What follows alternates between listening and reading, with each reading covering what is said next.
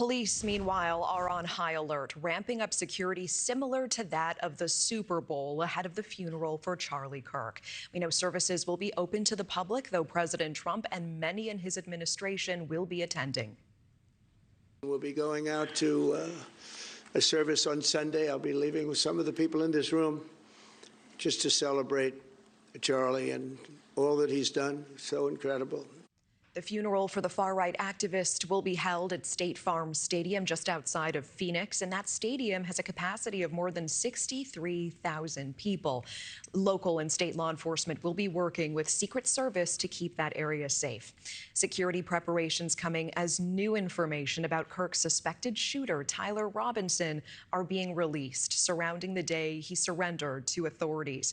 And NewsNation's Alex Caprariello tracking these developments. He's joining us live on the ground in Utah.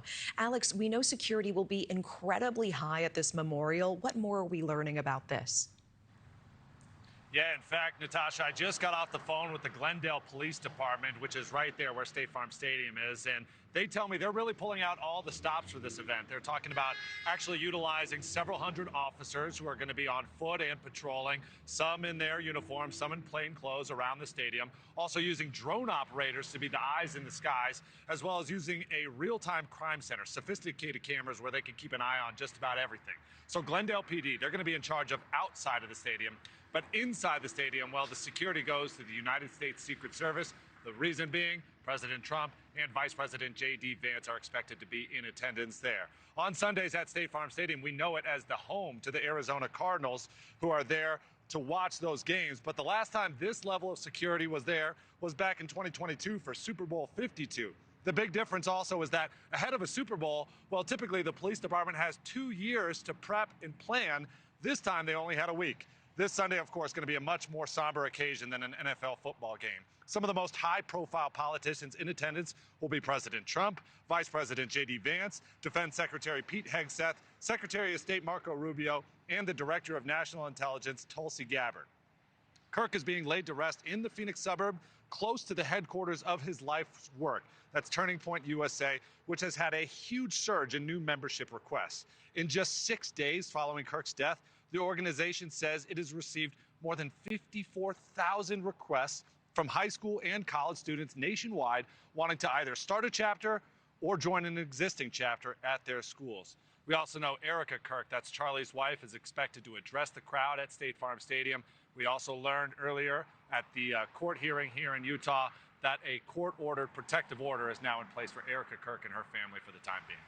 Yeah, Alex, appreciate that information. And meanwhile, we know new details coming down overnight regarding the moments that the accused shooter, Tyler Robinson, turned himself in. What are we learning about that?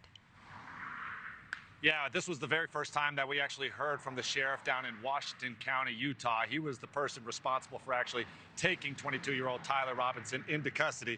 And what's really interesting is we heard from the text messages that were brought forth at that press conference that Tyler Robinson was considering suicide in the hours following Charlie Kirk's murder. But the sheriff says that Robinson knew his capture was inevitable and agreed to surrender peacefully because he was actually afraid of police shooting him when they discovered his location.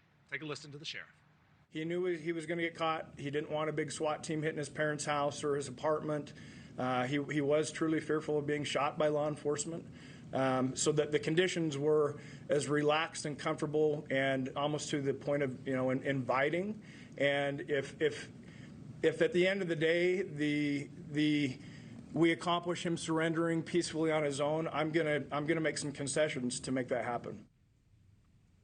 And just a little bit of context for the viewers at home. I'm currently just outside of Salt Lake City. Washington County is 3.5 hours southwest of where I'm currently standing. It's almost on the border of Nevada. So when the tip came in that potentially Charlie Kirk's accused assassin is surrendering, a lot of people in this law enforcement division wondered if this was even a credible tip.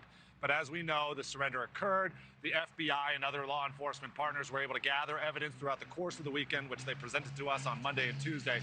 And of course, we know a lot of that evidence really is incriminating.